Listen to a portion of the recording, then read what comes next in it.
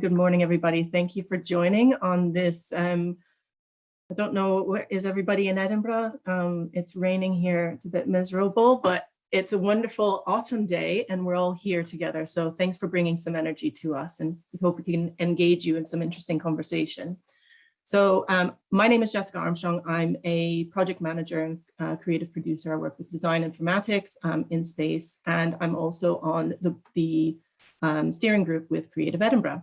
I am here to introduce this Creative Circles event, which is focusing on Black History Month. And for those who aren't familiar with it, Black History Month in the UK takes place every October, and it has done since 1987. And it's a month that's dedicated to remembering and celebrating the contributions of people from African, Caribbean, and Asian heritage to the country's history. These are things that are often overlooked or ignored or distorted. So it gives us an opportunity to focus on these. And so we have two guests to exemplify and explore these principles based on their roles supporting and showcasing the Black, African, and Caribbean voices. And our two guests are Emma Picken, from the founder and managing director at Be United. Be United is an Edinburgh-based arts and cultural hub that advocates for, highlights, and celebrates Afrocentric excellence in Scotland.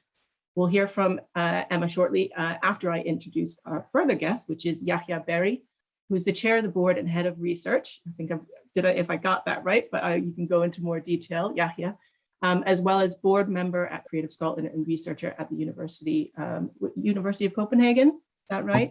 That's right, Jessica. Yeah, I put that incorrectly in my notes, and much more, but they'll go into detail.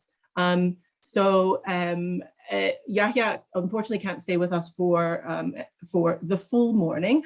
So we'll get started with first a teaser, and then we'll go into some details where he'll present a bit more about his identity, his Black and African identity here in Scotland, and his motivations to work. Thank you. For me, it's always been about bringing creatives together to do what they were destined to do, or what people are born to do. And just seeing the talent. There's quite a lot of new artists that we've worked with this weekend, as well as artists that we've had long-standing relationships with.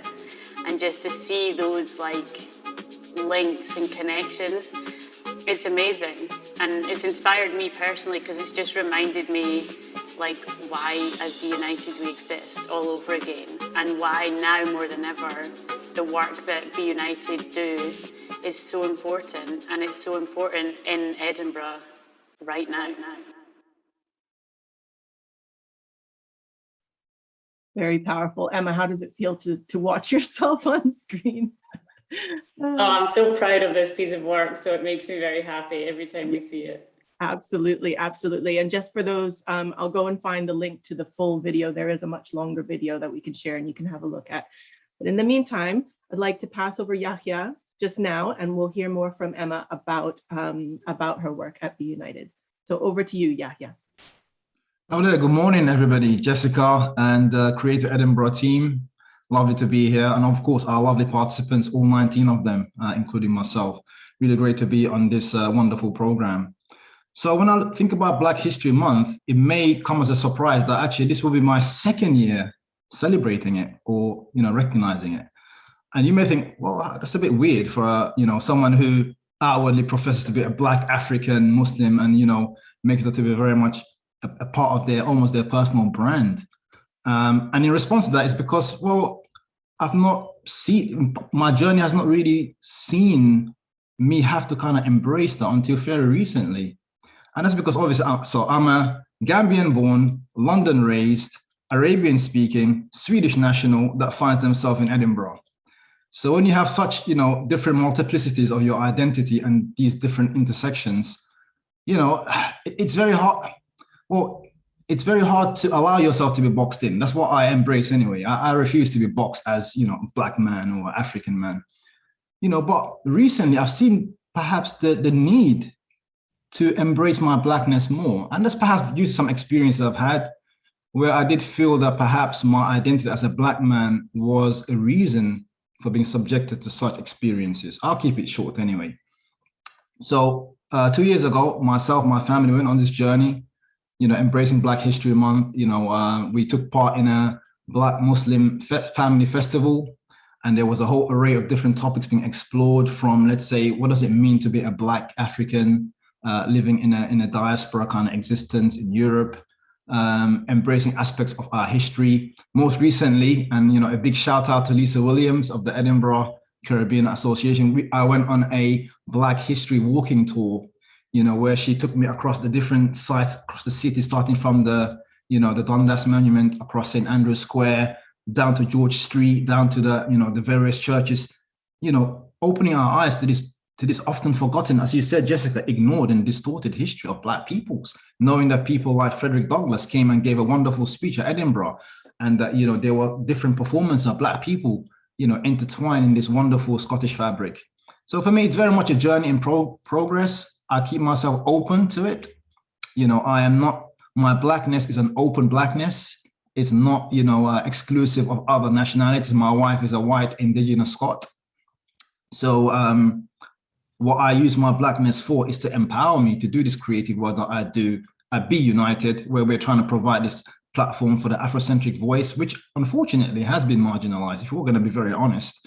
But also at the national level, where I sit on the board of Creative Scotland, trying to be a voice, not representing, because I can't represent a very diverse community. That's how many billions across the world. But I can speak and say, guys, have you thought about this? Why aren't we seeing this at X, Y, Z? So I'll keep it there. Looking forward to follow-up conversations from yourself, Jessica, inviting Emma, the whole Creative Edinburgh community, as well as the participants who have joined us. Wonderful to be here. Thank you, Yahya. I guess that we can launch into some conversation then, because I think there's a lot. What you're talking about, the identity there, is a really important piece in terms of how we, I think how as minorities, because obviously I myself am, I'm Puerto Rican, I'm American, I'm Black, I was raised in the States, but I've lived longer in Scotland than I have in the US. And this kind of multiplicity you talk about these identities and the intersection that, that embraces so many of us. And that doesn't always relate to people who are Black, brown, Asian. It has to do, I mean, we all perhaps have to interact with these kinds of multiplicities, but as Black and brown people, we have that additional layer for the intersectionality to deal with. And it has to do with identity. I think how we place ourselves and how we relate to others around us is important. So relating to that identity, can both Yahya and Emma, can you talk about what that term identity means to you? Like, how does it play in the context of your both professional and personal lives? Because I think there's a duality in that. I don't know, Yahya, if you want to start, and then we'll jump over to Emma. Sure. And actually, I'm glad that you've addressed this both to myself and Emma. And I'll just share that it was during a car trip to Glasgow, where myself, Emma, and a former team member called Ariva, we were going up Glasgow to meet a potential, collaborator in a project we were working on. So Emma asked me a question, about my Black African Muslimness. So I in turn, framed that question back to her, and she shared with me, and Emma, perhaps you could say it in a more eloquent way, where she said she herself had to embrace the fact that she is an Indigenous white Scot that comes from a rural background, in a family that's very much an agricultural based farming family. Because for some time there was almost the element of stigma for her to embrace that, but she had to embrace it. So it opened my eyes to the fact, hang on a sec, we are all going on this journey of embracing our identities, whether you're a Black man or a white Scottish woman. So Emma, I'll hand back to you. Nice, thank you, Yahya. Yeah, absolutely. I think exactly what you're saying there, of like everyone is on their different journeys, and I think it's very easy to like class everyone that's white has one experience and everyone that's black or brown has one experience, or etc., etc. And, you know, like Be United, on my identity, Be United started in South Africa, and I have such a strong affiliation with South Africa, with the work that I do, the community that I work within. But yeah, I'm never going to be a black woman. I'm a white Scottish woman. But yeah, a lot of my identity is surrounded by the people and the culture and the community that I spend time with. So I think there is, identity is such a powerful one, because there's so many things that shape identity. And like Yahya said, we're all on that journey. And as he mentioned about me, is I grew up on a farm, and then I've gone off and, you know, been all over the world, and then gone to South Africa and started a creative arts organization that primarily celebrates and showcases Afrocentric excellence. So, you know, how does that connect with being a farmer's daughter from rural Scotland? You know, they're seemingly worlds apart. And for a long time in myself, that identity didn't match, because my roots and my future, or where I was currently living, felt very disconnected. And yeah, it was actually lockdown that I started to embrace my roots. And through embracing my roots more, I was able to stand more fully in my own skin, my own light, in a community where maybe I look different, if we put it just to that simple one, you know? So that I think identity is evolving, and it's always, you're always growing, and you're always making up more parts of your identity. And like Yahya said at the start, I think very often we try and box things and people to make it more digestible, or to make people more, I don't know, just it's easier to box and build, but their identity, I don't think, is so free. It's too free to be just boxed. Well, I just, you know, play angel's advocate, Emma, and say, okay, we're all on our different journeys, but would you also agree that perhaps some of these journeys have been more arduous and, you know, challenging than others? Just so that we're aware that, look, we're not kind of trying to like say, okay, it's a level playing field, because I think to do that is naive. It is by no means a level playing field. You know, your whiteness as a woman gives you certain privileges, which I don't have access to. And I think that we just have to call that out. So I like, you know, one of the things that got me to really come on board with Be United is the fact that its mission was an empowering one, and it very much aligns with the Scottish government. So here I am, bringing the Scottish government. You know, it's culture strategy of using culture to empower communities and to transform communities, and this is what we're trying to do, because Black culture is recognized across the world. It has inspired things like jazz, different cuisines, you know, Cubism, you know, Picasso, but when it comes to recognizing its influence, and when it comes to remunerating it, and when it comes to its, you know, its actual tangible socio-economic benefits, we're not seeing that trickling down to the Black peoples who created them. You know, we have a bit of a cappuccino society, whereby we have like the few sprinkles of, you know, color on the top, the white froth on the top, you know, the kind of mixed, you know, lovely kind of caramel color in the middle, and then you have the Black espresso at the very bottom. We live in that kind of society. And I think we have to be very critical of that. So what inspires me, or what drives me and motivates me in Be United, is the fact that we are embracing our Blackness and our Africanness in not an exclusive way, but in an inclusive way, but it's also in a transformative way, to say, look, we're not afraid to call it out, but we're not also going to just, you know, work in a silo and work in a kind of ghettoized sense that it's just us. No, we are going to embrace it, and we're going to use it to empower ourselves, and we're going to showcase, look, this Africanness, this Blackness, this Caribbeanness is wonderful. It's an amazing thing, and we're here to share this good with everybody in Scottish society. That's fabulous. Thank you both. I mean, the description of these unique journeys and how arduous they are, it is a challenge. We all have our own, and it's great to, and especially Emma, thank you very much for kind of drawing us into that. And I think you'll go into more of that kind of a detail where Be United has come from, perhaps in your talk. But really appreciate you both being so open with your stories and that information. And I think this segues a bit into some information of where Black History Month came from in the UK. It was launched in 1987, as I mentioned, and at the inauguration, Dr. Maulana Karenga, who is an American professor of African studies and who created the Pan-African and African-American holiday Kwanzaa, which was a direct response to the festive season with Christmas and Hanukkah, and it's a way for Black and African communities to celebrate in their own way, using their own diaspora of culture. And Dr. Karenga is quoted as saying, there was a thrust to raise the consciousness of the people, and we argued that in order to free ourselves, we must be ourselves.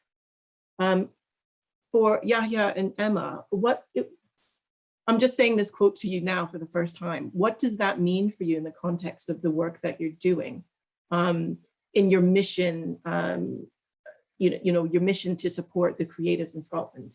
And why is that identity, that importance of being self, of being able to represent yourself in your own way? Why is it important to the community of creators you support and you advocate for? If that's not too big a question. So yeah, it kind of, for that, it really ties into the answer I guess I gave in the last question. Is like, personally, I've had many doubts, and all those stories in my head, like, why are you as a white woman the right person to be leading an organization that celebrates and champions Afrocentric excellence? Why is that the right way for it to be? Or doubting that my identity then is the right fit for that organization. And like I said with that, when I went back to my own personal roots, like Yahya said also, Be United. So I'm going between 2 points that I want to make. So the first, I'll go on my personal, is I had to, and I continue to always have to be more comfortable in my own skin. I have to have that freedom within myself to then stand in different spaces that sometimes, like we all do, we have those self-doubts and we have that like self-talk that can sabotage us. And then second to that, in Be United, it's so important that people can be free to come and to express, to be themselves, because it's that exact thing. Everyone, all of us, have something to offer and have something to give. And when we're trying to like shift and mold ourselves to be either what we always hear is the mainstream, or is the way things are done, or is the set way, we're not being able to fully show up authentically. And when we talk back about it's Black History Month and Black, African, Caribbean creatives, there's so many spaces where, like Yahya said about the Cappuccino Society, there's so many spaces where when we look, our community are not being shown and are not being seen. And so the reasons, like, people have to be able to be seen, they have to be able to be held, but then they also have to be able to be themselves and then be seen in those spaces, if that makes sense. So it's not people are having a space but then have to dampen ourselves, or they have to like hold back or something, and that's the same with everyone. I believe we have to all do that work to find the freedom within ourselves to then fully be out and be in the world and give the gifts that we all have within us.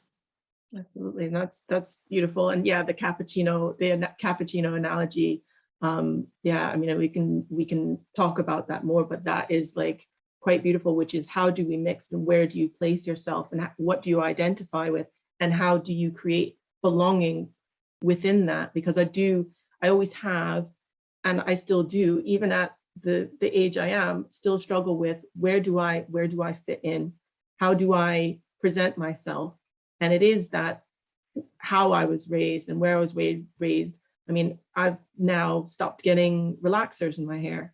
And this is for a lot of Black and brown women, which is, some women still do straighten their hair, and that's absolutely fine.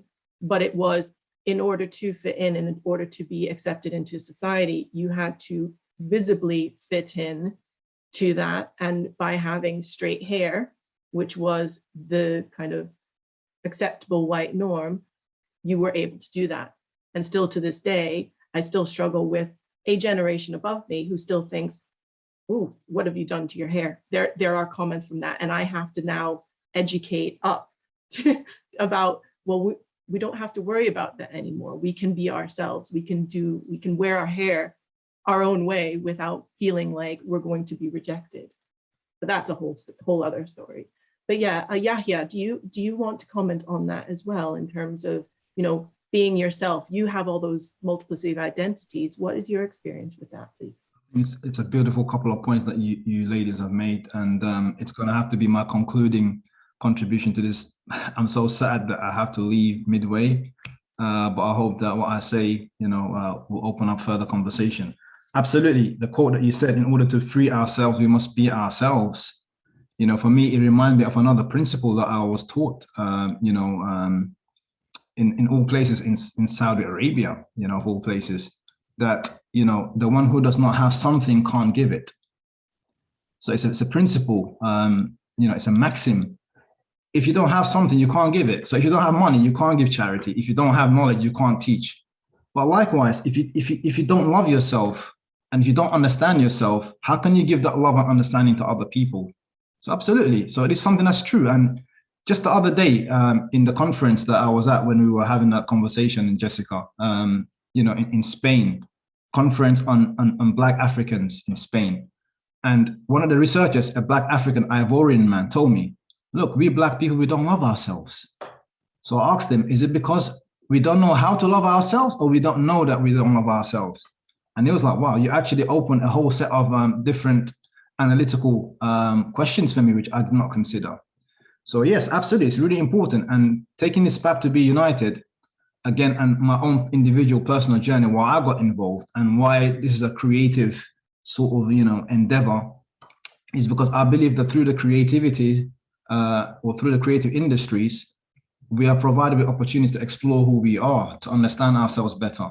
And I believe that for the Black African community, or the African Caribbean and you know, the African American you know, communities, I think this is really important, because unfortunately research is unearthing that there are various, you know, layers, you know, whether it be an inferiority complex, the whole kind of black doll, white doll experiment, you know, whereby, you know, the Black kids saw the white doll as being the more beautiful one. I have mixed ethnicity children as well as a full Black, you know, African teenager. So as you said, Jessica, the onus is on us now to kind of really own the narrative. And we have to ask ourselves as creative people working in this industry, what kind of narrative do you want to provide for the future generations? You know, do you want to repeat the previous mistakes of the past generations, or do you want to build upon this? And that's my alarm saying that I need to jump. Thank you so much. It's been an absolute pleasure joining you all. That's wonderful. And that was a beautiful quote to end on. So thank you very much, because I really do think that you're absolutely right, is owning that narrative and be able to basically pass that on, set that standard. And with that, thank you so much, Yahya. We really appreciate it. And thank you so much for coming in and joining us and talking to us about your experience. And Emma, I think now, I mean, we can carry on with that conversation, but I know you might have prepared something, something that you might want to contribute as well for more about Be United, because I think it's quite important to lay some groundwork about what it is and who you support and why you do that, because we've kind of talked about it in the context of the broader context of it.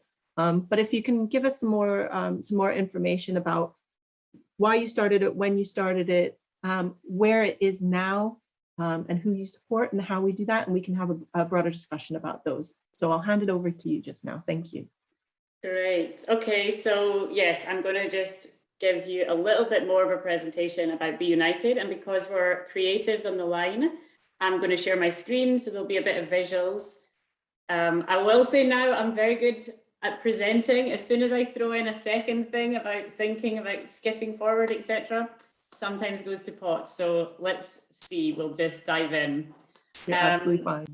I can't see everyone now because I've shared my screen. So if there's anything, Kath and Jess, I can see you guys, so let me know.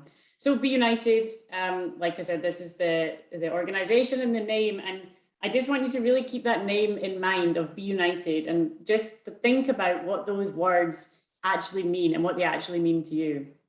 So I'm going to take you back and give you a bit of a going all the way back. So we started in South Africa. You can see the date on this picture is 2014. And Be United actually started in a township just outside of Durban in South Africa in 2012 with an idea. And then it's been in process ever since. And really, when Jess asked me to ask me the why and the how. So the how, I first of all believe, is God-given. I don't believe it was an idea that came from myself or Boise, the other co-founder. I really do believe it's one of those things that comes from above. But the why, so I was asked to go into some schools in South Africa. I was there, I was visiting my cousin, and I ended up going to stay in a township. And when we talk about identity and we look at identity, I was in an area where I was the only white person, and also an area where often white people wouldn't go. There's lots of white people in South Africa, but often they wouldn't go into the Black areas in the Black community. And as we know about South Africa, it's still very, very divided of locations of where different people of different ethnicities live. So on that thing of identity, I was 22 or 21 at the time. I wasn't that much older than the young people in the high schools. And I was a white Scottish girl in South Africa. So just that identity, I didn't really have anything I was bringing other than that. And I was asked to go into schools. And so Boise and myself went in and we spoke. Boise had to translate for me because my accent was quite thick. And the thing that we heard over and over again that day was all these young people in schools who wanted to do sports, who wanted to sing, who wanted to dance, who wanted to write books. And there just wasn't that platform outside of their school and the extracurricular. And so really it came from there of, okay, there's a real need for a platform. There's a real need for being able to do something outside of the school. So let's go, let's try. We started just organizing, we started speaking to schools, and we did our first event, which, as you can see here, was a football, soccer in South Africa, it's called. It was a soccer and netball tournament, and it was overwhelming. How many people turned up? You know, the whole community got behind it. We had about 4 schools. We had female teams, we had male teams, we had cheerleading, we had the food. It was just such a phenomenal event. And from there, it's just grown and it's continued to go. So obviously I came back to Scotland, and I have built it up alongside many people throughout those years. But so I'll fast forward now to today, to where we're at. And so Be United in Scotland, we provide a platform and a voice for Scotland's Afrocentric community. And again, you'll notice these words around platforming and voice. Now, we don't ever claim to say that we are the voice of a community, because as Yahya mentioned earlier, that would just be crazy, because there's so many people in a community, such diversity of voices and experiences. So we really are about the platform. We've always been about the platform.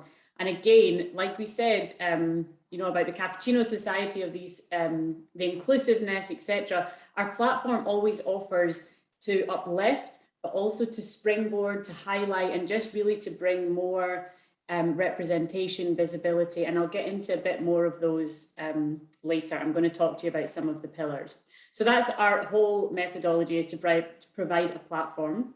Our vision then is to curate and manage a thriving African Caribbean arts and cultural hub right here in Edinburgh called the Beehive. So we're actively working towards realizing that vision now, and it will of course be a physical hub, but then our online digital hub, it will be the hybrid. Of course, with COVID, we live in a hybrid world, so we'll be sticking to that. Is everyone still with me? You're all good? Put your thumbs up. Yes, great. Okay, so I'm going to just talk to you about some of the pillars, I would say, for Be United. I'll just touch on them a little bit to try and give you that real overview. So community, one of the things that I believe sets us apart as an organization and as an arts organization is that sense of community. And as you can see here, we have a very niche and specific focus, which is the creative arts and culture. And we have a very niche and specific community, which is the Black African Caribbean community diaspora here in Scotland. But we use the arts to really tap into that wider community. We use the arts to tap into broader socio-economic issues. So again, like Yahya mentioned about the Cappuccino Society, using the arts has given us this insight. We work with all these creatives, we work with all these funders, with all these organizations, but then actually, when we start looking further up, just within our sector of arts and culture, at management, at leadership, at board level, we're not seeing the community that we work with and that we represent. We see them on the ground, creating the work, but then when we get further up, there's a real disparity in leadership on boards, etc. So that's one example of how we use the arts to, have that laser focus, but then it gives us that funnel, it gives us that outward wider perspective. And again, that's also the case with community. The arts is a very good place to start because so many people can connect to the arts. There's that quote that music is the language of us all. And the arts very much can do that. Like Yahya said, it helps us to explore ourselves, but it also helps us to explore the world around us and call things out, be a bit disruptive, be questioned. So that's our community side of it. Next is collaboration. And this absolutely is fundamental to how we achieve our success and how we actually operate. The picture that I'm showing you here is the team that collaborated and created our key creatives, which we saw the teaser for at the start. And the reason that the key creatives is such a significant project is because it really exemplifies exactly what Be United stands for. We created a platform, we have these projects, we have these opportunities, we bring in all this talent, we bring in all these different people to bring their voice, to bring their expertise, to bring their skills. We don't try and say we'll do everything and we'll do it all, but rather we are that platform, we are that hub where we can bring people, we can connect and create opportunities. We produce work such as the Key Creative, and again, then we can platform and put it out wider to show our community, to highlight, to celebrate our community.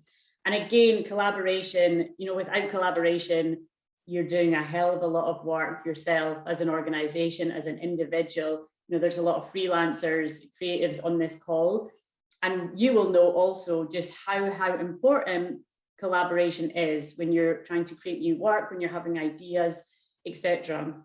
And again, just to touch on those things of us being a platform, one of the reasons why collaboration is so important, and especially when we're talking specifically about the community that we work, is, for example, funding. So if you've got we've got 7 creatives, 7 people there in the picture. If we've got 7 people who are out there individually applying for funding and being rejected and being rejected and being rejected, if you're working alone, you just think, okay, maybe my work's not good enough, maybe my work's not strong enough. Whereas if you all speak together, and if the majority, say, are from the Black African Caribbean community, and there's constantly been rejections, and there's constantly been rejections, and we look to the funding bodies, we look to who's on the panels, etc. That thing of collaboration, again, it can be scary to go and be a bit disruptive. It can be challenging. You don't want to maybe go and say to a funder, like, we want to shake things up a little bit, or we really want to question what's going on. Whereas when we collaborate, when we work together, that can be done, stronger together, more voices, etc. And so again, that's where Be United comes in, of we use the arts, but we facilitate then further conversations and further work within the community. And research, of course, you met our phenomenal chairman, who is also the head of research, and he, in his tenure with us, has really been helping us to deeply embed research into everything that we do. And again, we really believe that not only are our community the co-producers of our work, our projects, but they're the co-producers of our knowledge, our research. And with that, we want to create research, we want to create data, because numbers, the data, it's how we progress, it's how we actually, can challenge, it's how we can show evidence, the things that we're seeing and we're experiencing. And so we want our research to also then be able to be used by the community. And again, this thing of the funnel, yes, it's for our community, the Afrocentric community in Scotland to use, but it's also then the research can be used wider. because when we're talking freelancers, creatives, you know, there's quite a gap in research about freelancing in particular, but then there's even more gap, there's an even bigger gap when we actually look to BME research about freelancers, and even again within the terminology BAME, which is this huge all-encompassing, it's basically non-white, and even within that, you know, our community, they are further marginalized because they're a very small group within that community. So that's really what our research is about. And again, it's this thing of, yes, we have a very niche and a very specific focus, but it's always with the intention of, like our name, it's the niche, but then the funnel going out. And that really, that visualization actually came to me very much as I was creating these slides and really thinking about this. And so as Be United, we strive to achieve our space, our hub, our online, offline, hybrid hub being a place and a piece of lived history in the making, a reflection both of the past and an aspiration towards the future. And again, like we said, this hub, it really is going to be this space where it's proudly Afrocentric, it's proudly African, Caribbean, Black British, you know, the diaspora, American, you know, it's really going to be that space in Edinburgh, but yet it is completely about being united, because we need to make sure that our community is uplifted, our community is visible, because as Yahya said, the playing fields aren't always, aren't level. And so really it's that we have to look to the past with our hub, we have to take up space, we have to be proud, we have to be proudly Afrocentric in our space, but then we also have to have an aspiration towards the future. All of us, what kind of culture do we want to create? What kind of community do we want to create right here in Edinburgh? And again, part of that funnel, yes, we have a very global, a very local focus. We're very Edinburgh, we're very Scotland, but we also want to work together to create that culture that then is globally known. You know, Scotland is a pluralistic nation. You know, we want to have really fantastic places, spaces, work that is very Scotland, very national, very focused, but then has that very international and global outreach. So I'm going to just touch very briefly and then finish up, because a lot of you are on the call. Some of you might be wondering, okay, but I'm not, I don't fall within this Black African Caribbean community. So Be United, how does it work? What does it matter for me? And like I said, again, it is about being united. So for people, for us that are not part of that community, it's very much about getting to know the community, getting to know the artists. And in this sense, we'll talk specifically on artists and creatives, you know, seeking out people that you want to work with, if you want to change the people, the places, the spaces that you're working with and working within. So we have several events ongoing that we do. Our next one that I've put here is our creative partnerships. And again, that's really just about, like I said earlier, when we all come together, we're much, much stronger to then go and speak to these organizations, speak to these industry leaders who seemingly don't always have access to the community. We also, as Be United, have a phenomenal studio that you can hire from us if you want to create, you know, your content, your online content, you want to get headshots, photo shoots, podcasts, you name it, creatives, give us a shout. We've got this fantastic space with equipment. Again, that's where the content support comes into. Like we said, we live in this digital age, and one of the things is if your work isn't high quality, if it's not a good standard on digital, it just gets lost amongst all the other people that we're competing against. So it's really important to have great high quality content. Again, our network is a huge part of who we are, is a huge part of our value, and our value proposition is the network that we've created, and we will be launching our own membership further down the line. And finally, we're a platform and information. So you guys that are maybe not within that community, but you say you want to work within the community, you want to create new work, you're looking for artists, you're looking for dancers, etc., then we're always here, and we always have a wealth of artists and creatives on call on our books that we can reach out to, we can make connections, etc. So we're always open to sharing and providing our platform. And again, our platform is always about increasing the visibility, it's about representation, but it's ultimately always about being united. And that transcends any ethnicity, it transcends any community, because it really is like the quote, in order to free ourselves, we have to be ourselves. And we really have to be united in ourselves and in our community. All right, so that's my little bit. I'll keep the contact details and then I'll stop sharing my screen now. That's absolutely amazing. Totally beautiful. Thank you so much, Emma. One of the things that I was going to talk about in this next section was about the opportunities and what it means for everybody. But I mean, essentially, your mission and the opportunities that you say, they're so in line with what Creative Edinburgh offers. And I'm not saying that to suggest that there's a competition, because there is that niche, and you use that word on the website, which is this niche hub in order to support a particular community. But I think there's a lot that can be, there's a lot that you have to share, that you have to promote, that we can all learn from.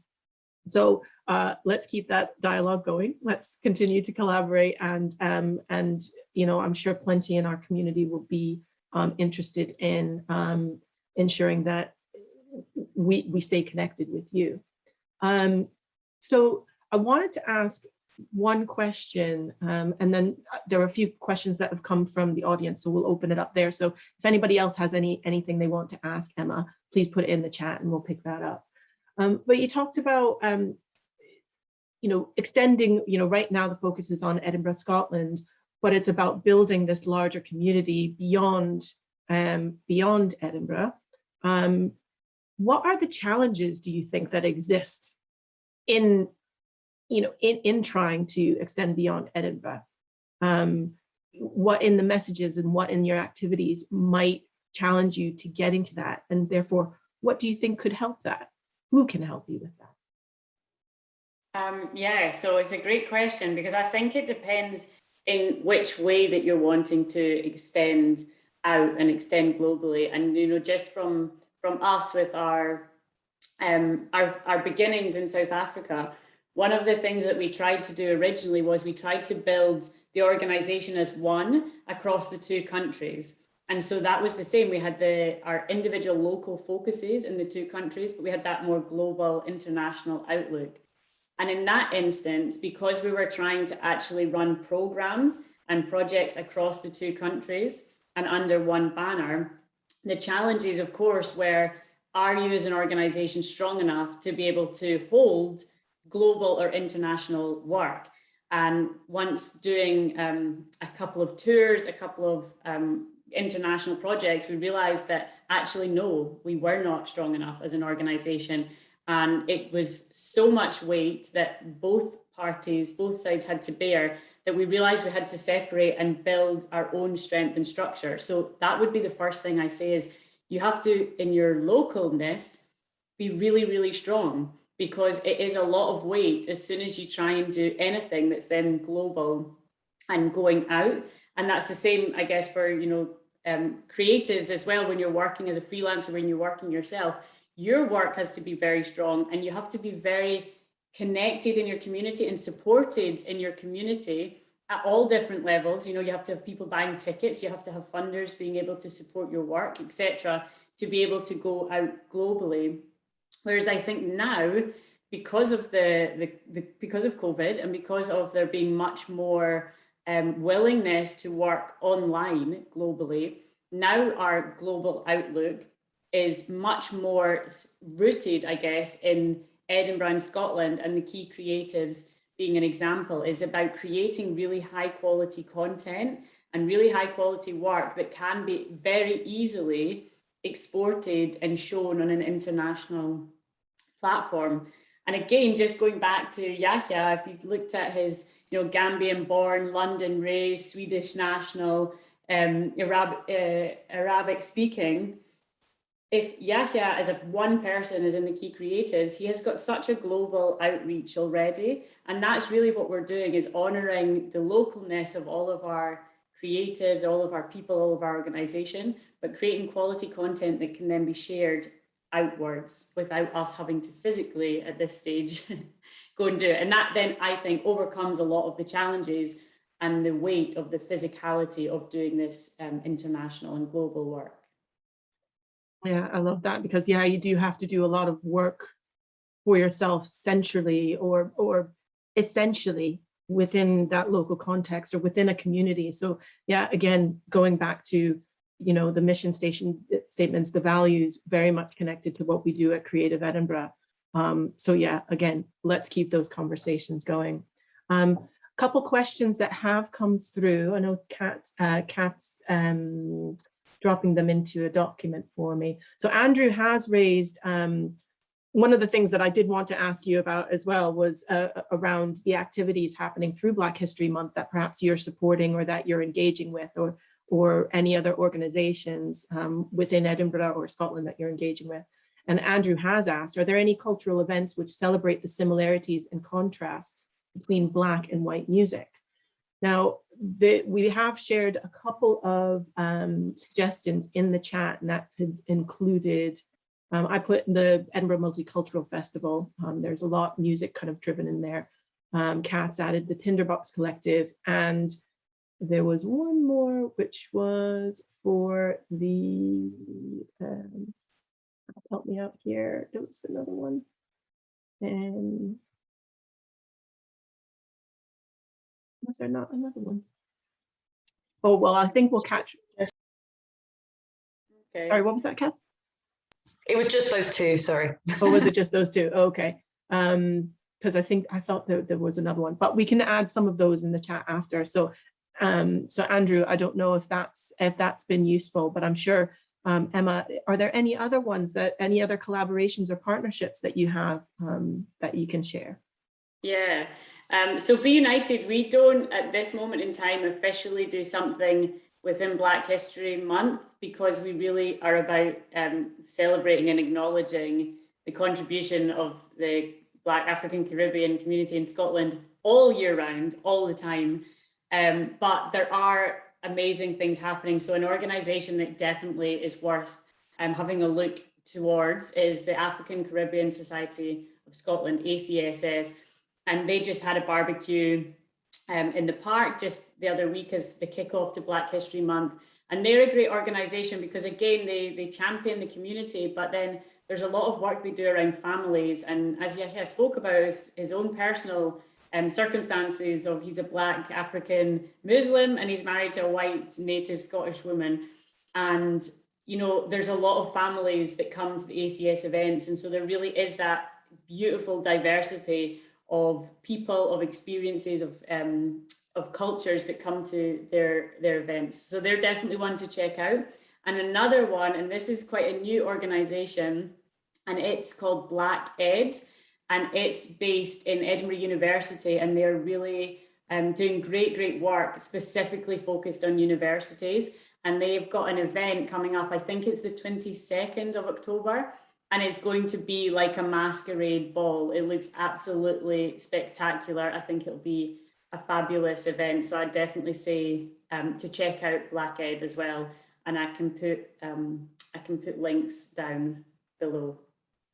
That's super. Thank you very much. Yeah, I mean, I think there's lots of good kind of reference points that Kath will collect and send out in the post-event newsletter. I'm just conscious of the time. We could probably talk for ages, but I know we have much more to get on with in today's creative circles. One last question that comes from our own Ola at Creative Edinburgh.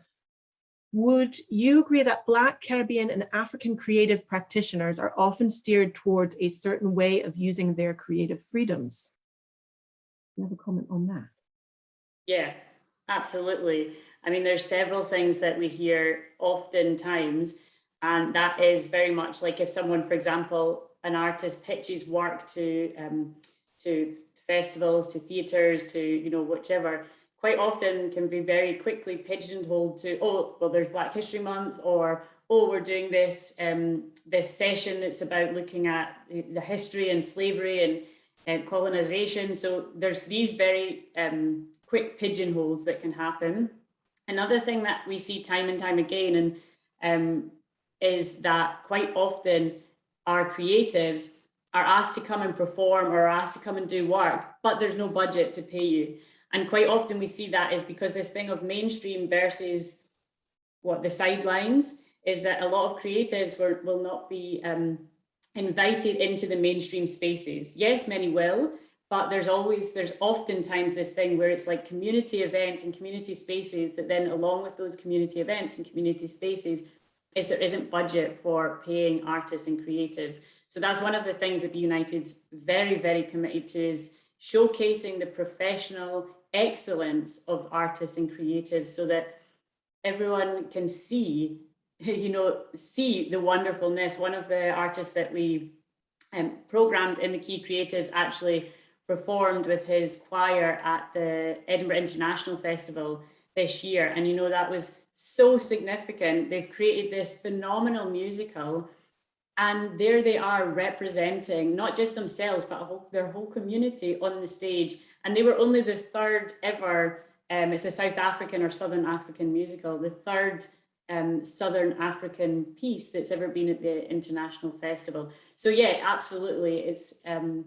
It's not pigeonholing that people have to tell a certain story. And it's also making sure that opportunities in the mainstream spaces are there and are recognized. And again, money, economics is so important. If you continue to not pay your artists, if you continue to pay the people at the top, but the money's not trickling down, and then we see that the people at the top are often not the people that are from our community, then there's, that whole turns into the economics of it all. So yeah, they're two of the very common things. Of course, there's more, but they're two common ones that come up in the community.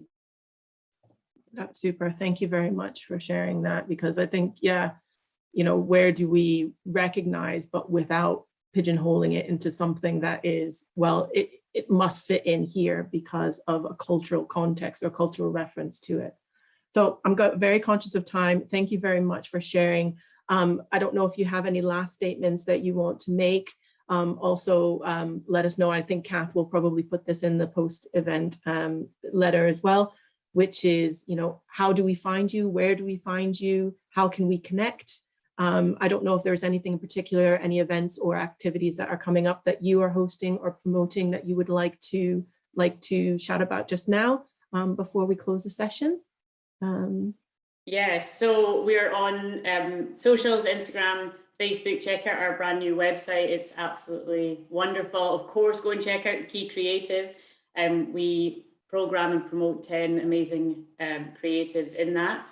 And yes, the next event that we have, and it is quite, like we said, this niche event, but I will extend it to the creatives on the call today. It's the Creative Partnerships event. It's going to be on the 6th of November. It is very much by invitation only, but I will extend an invite to you guys today if you're interested.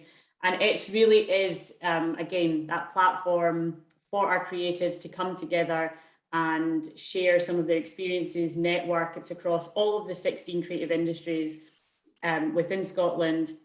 And we'll have industry leaders, we'll have practitioners, and it's just that thing, your net worth is your network, and we will be building and creating that.